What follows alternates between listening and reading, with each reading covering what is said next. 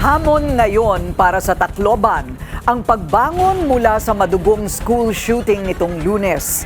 At kasabay ng paghihigpit sa seguridad ng mga paaralan, ang panawagang hustisya ng mga magulang ng mga biktima. Yan ang agenda report ni Miriam Desacada.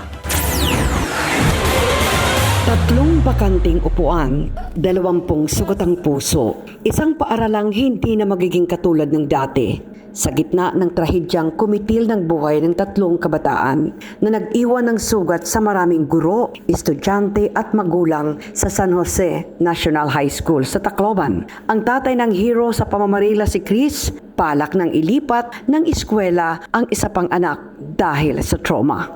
Trauma pa rin. Nakita niya kasi na base daw sila sa mismong banyo. Parang nan summit daw approach. Yun na pala yung bahat na nandoon.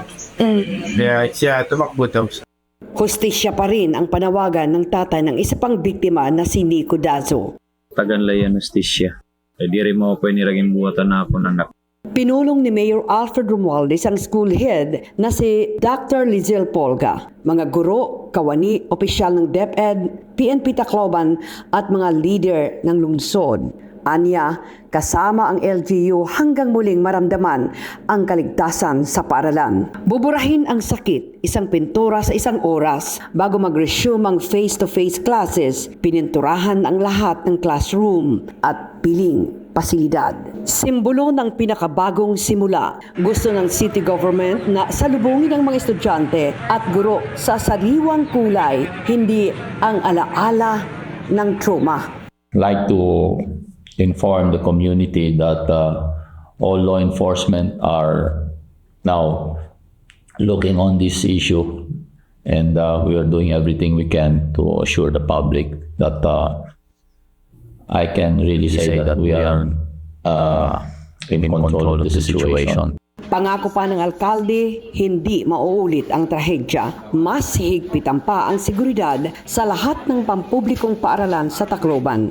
Mas maraming CCTV na rin ang magbabantay sa bawat sulok at magkakaroon ng panic buttons direkta na pinakamalapit na police station.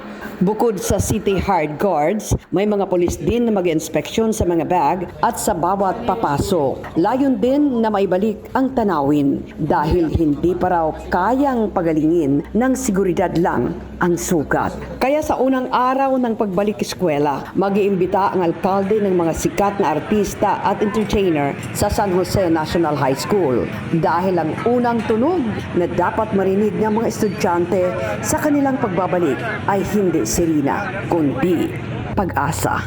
Sa mga guro, hinihikayat sila ni Mayor Romualdez na maging matatag at magpakatatag para sa mga bata. Para sa agenda, Miriam Desacada, Bilyonaryo News Channel, Tacloban City. Manatiling nakatutok sa Bilyonaryo News Channel. Sumubaybay sa aming social media accounts at mag-subscribe sa aming YouTube channel para sa mga bago at eksklusibong balita.